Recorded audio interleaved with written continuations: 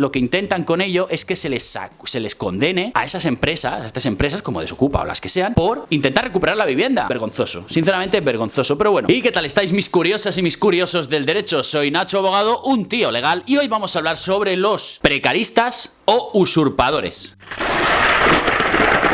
Y sí, como bien os decía, hablaríamos sobre precaristas y usurpadores, o más conocidos como los famosos ocupas. Y os recuerdo que podéis seguirme en redes sociales como en Instagram o también en TikTok, los cuales tengo pequeños vídeos con tips legales y laborales súper interesantes. Y a la vista del creciente interés que plantean los ocupas, la ocupación de viviendas privadas y, por lo visto, y obviamente el infructuoso funcionamiento de la administración de justicia, porque este problema no deja de ser más que un resultado de la falta de medios de la justicia, y como ahora veremos, pues me parece necesario explicaros un poquito el régimen jurídico o cómo se compone o de qué se benefician o se intentan beneficiar estos ocupas para que pues puedan vivir, digamos, gratis en una casa durante mucho tiempo, porque es lo que está bastante extendido, que los ocupas viven en una casa y ¡buah!, hasta que los echas pasa una eternidad. Y en parte es verdad, pero hay más problemas y vamos a verlos. También os digo que aparte de esto deberíais preguntaros por qué este creciente interés en dar eco, bombo a lo que es la ocupación de viviendas. ¿Por qué? Estamos viendo noticias de Vox que plantea echar a los ocupas de una patada en puerta, digamos,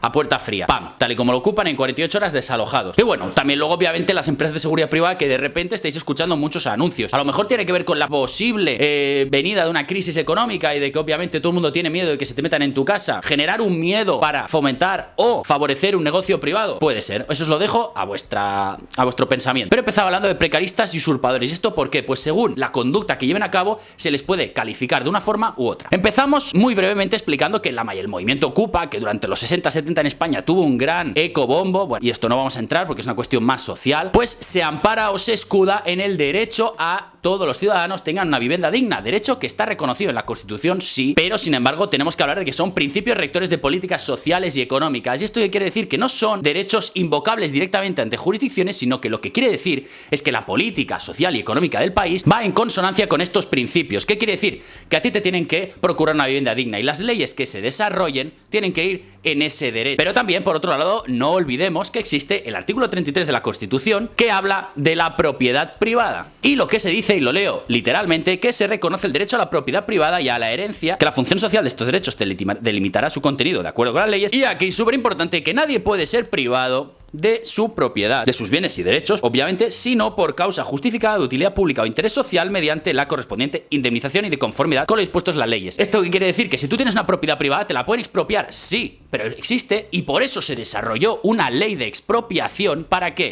en arreglo a este derecho a la propiedad privada, si alguien te lo expropia, exista una forma de regularse. Por lo tanto, los derechos no son únicos o, digamos, no son absolutos. ¿Qué quiere decir? Que existen otros derechos y cuando hay conflicto hay que ponderar. Y encima no estamos hablando de derechos fundamentales. Pero bueno, y esto por un lado son los derechos en los que se escudan los ocupas de que todo el mundo tiene derecho a una vivienda digna, que yo tengo derecho a una vivienda digna, etcétera. Y pues se cogen en la justicia por su mano, autotutela y entran a ocupar una casa. Pero se olvidan siempre de la otra parte, el derecho a la propiedad privada de esa persona, muchas veces a la que le estás privando de su derecho a la propiedad privada. Entonces, ¿en qué se escudan los ocupas? Y aquí viene todo el problema legal, en el derecho a la inviolabilidad del domicilio prevista en el artículo 18 de la Constitución. Y este sí que es un derecho fundamental. ¿Y qué quiere decir eso? Que el domicilio es inviolable. Nadie puede entrar en tu domicilio, en tu vivienda, donde tú moras, donde tú ejerces tu intimidad. Y este concepto de domicilio es sumamente, entre comillas, genérico, porque es que un domicilio puede ser un parking, puede ser un almacén que tú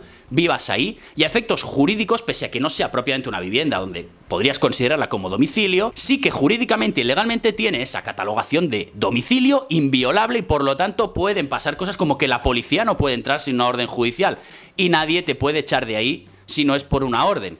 Y aquí es donde se escudan los ocupas. Dicen, esto es mi domicilio, y de ahí todas las conductas que llevan a cabo de notificar a policía, de notificar a administraciones públicas, ayuntamientos, empadronarse. ¿Para qué? Para acreditar, intentar decir, esto es mi domicilio, a efectos legales, jurídicos, es mi domicilio y no me puedes echar. Porque es mi domicilio, es inviolable, y si me quieres echar tienes que seguir los cauces legales oportunos. Y es aquí donde, una vez ya han ocupado una casa, podemos ver si estamos ante un delito o no, porque es que también está el problema este. que hay veces que es un delito, pero muchas veces no, y tienes que irte a otro procedimiento. En primer lugar, tenemos el delito del 202 del Código Penal, que es el allanamiento de morada, y esto sería para el caso de que fuera tu vivienda habitual y te la ocupan, por ejemplo, te vas de vacaciones y te ocupan tu vivienda habitual. Ahí podríamos estar ante un delito de allanamiento de morada, que el artículo 202 del Código Penal, y os lo leo, establece que el particular que sin habitar en ella, entrar en morada ajena, morada es domicilio, esto ya vamos a la RAE si queréis, si veis el significado de morada, se mantuviera en la misma contra la voluntad de su morador, sea castigado con la pena de prisión de 6 meses a 2 años. Y si se ejecuta con violencia o intimidación, la pena es algo mayor y de 1 a 4 años y multa de 6 a 12 meses. Si bien es cierto, nadie entra en prisión con una pena normalmente de menos de 2 años, salvo requisitos, etcétera, pero los ocupas obviamente son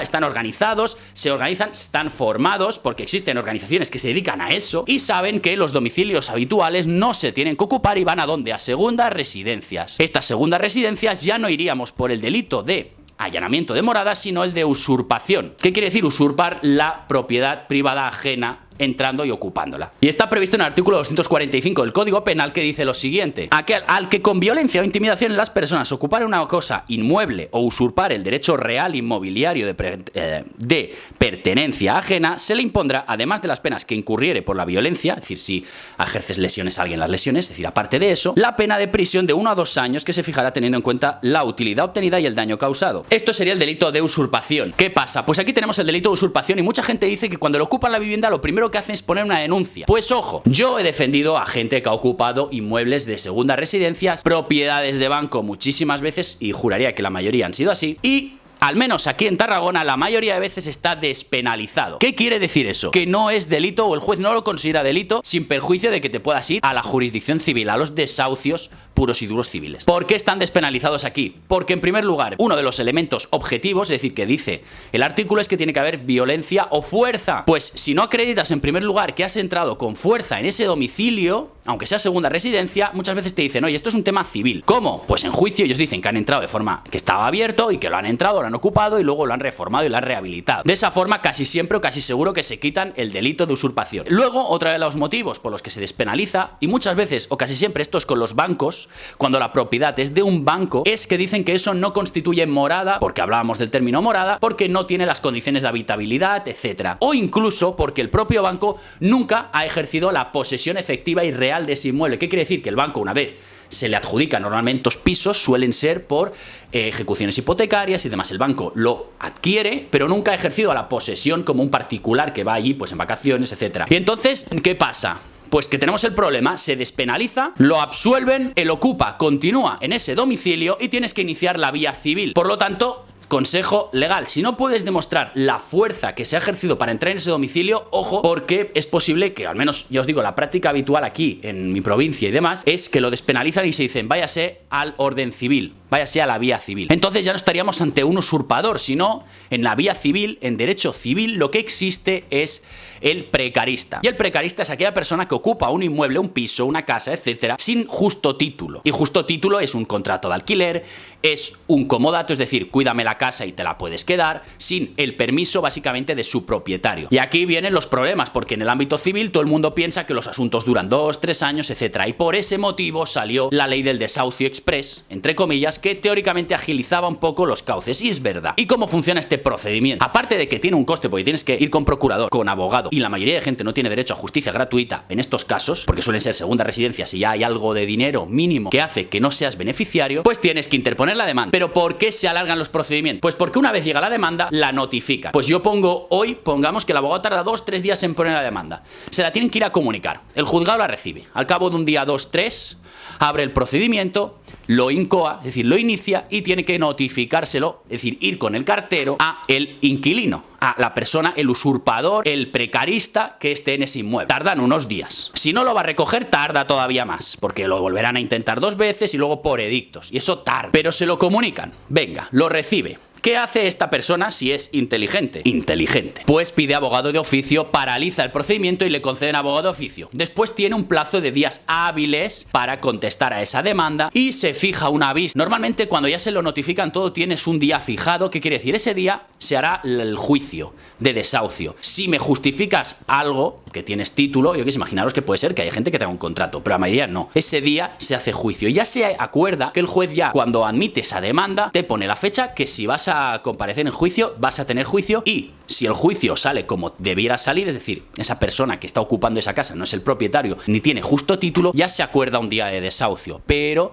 también es verdad que hay motivos legales para intentar prorrogar un poquito ese lanzamiento. Es decir, si en vez de puedes prorrogarlo 2 meses, 1, 2 o 3, depende incluso, pues eso, de tu situación personal, si tienes hijos, etcétera. Entonces, ¿los procedimientos se eternizan? Sí, porque os lo digo, todos los plazos legales son hábiles. Cuando alguien hace un escrito, se le traslada al otro. El otro tiene derecho a verlo, se pueden poner recursos, etcétera. Entonces, el procedimiento es largo y tedioso, sí. Bueno, y entonces veis que la problemática de la ocupación en sí no es de la gente que los ocupa, sino de la ineptitud del Poder Judicial, de los juzgados, de poder absorber esa capacidad de demandas, esos procedimientos, y obviamente también la ineptitud de la ley de poder coger y sacar a esa persona que no es propietaria de un inmueble. ¿Y por qué? Obviamente también porque los ocupas juegan con el derecho, con la inviolabilidad del domicilio y con ciertas conductas para decir, oye, a mí si me echas que sea por un procedimiento. Y aprovechando que los procesos judiciales son largos, tediosos, que se dilatan un montón en el tiempo y luego ya si está a gusto por medio ni te cuento, pues tienen una residencia de forma gratuita, a esta gente no le vas a poder sacar nunca nada y al propietario se le tocan las narices porque encima si corta la luz está lo que sería un posible delito de coacciones. Si vas a tu casa, intentas quitar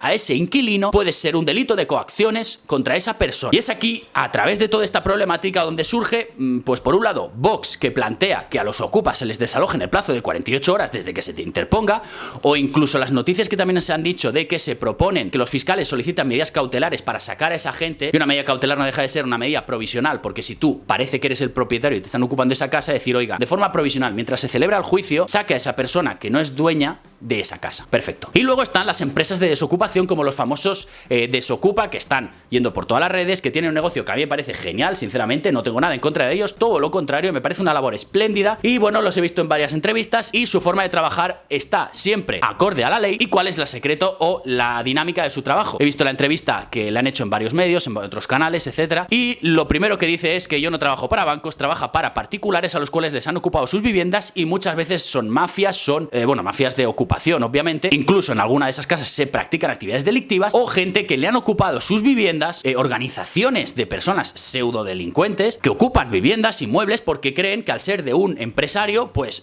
están en su legítimo derecho de ocupar esa vivienda, ese inmueble, porque sí, porque se creen que esa persona tiene dinero cuando a lo mejor lo ha invertido todo. Y la forma de proceder, ya os digo, está dentro del ámbito de la legalidad, creo yo, y hasta ahora no he visto ninguna sentencia condenatoria hacia ellos, y obviamente graban todas las intervenciones y lo que hacen es intermediar entre el inquilino y el propietario. Y esta intermediación, obviamente, al margen de que he visto que creo que tienen servicios jurídicos para hacer desahucios a nivel judicial, pues se centrará, entiendo, obviamente, y como lo dice en la propia entrevista, por un lado, también él se apoya en un conocimiento por su parte de la ley y en un desconocimiento del inquilino, que eso hasta cierto punto no es delictivo. Y en segundo lugar, pensad que esa persona está ocupando un inmueble de forma totalmente ilegal. Y entonces, ¿cómo lo hace? Pues obviamente, primero pide permiso para entrar en esa casa y luego intermedia con ese inquilino para llevar a cabo el desalojo, para que deje esa vivienda libre, vacua y expedita, pues a veces a cambio obviamente de precio y demás. Es una forma válida, perfectamente. Y bueno, luego también ha planteado algunas opciones paralegales para llevar a cabo los desahucios. Pues sí, ¿por qué? Y esto es, y os lo comento yo, abogado, lo cual no es un consejo, pero es lo que manifestó y pues tiene parte de razón. El mayor de los problemas, como hemos dicho, es que los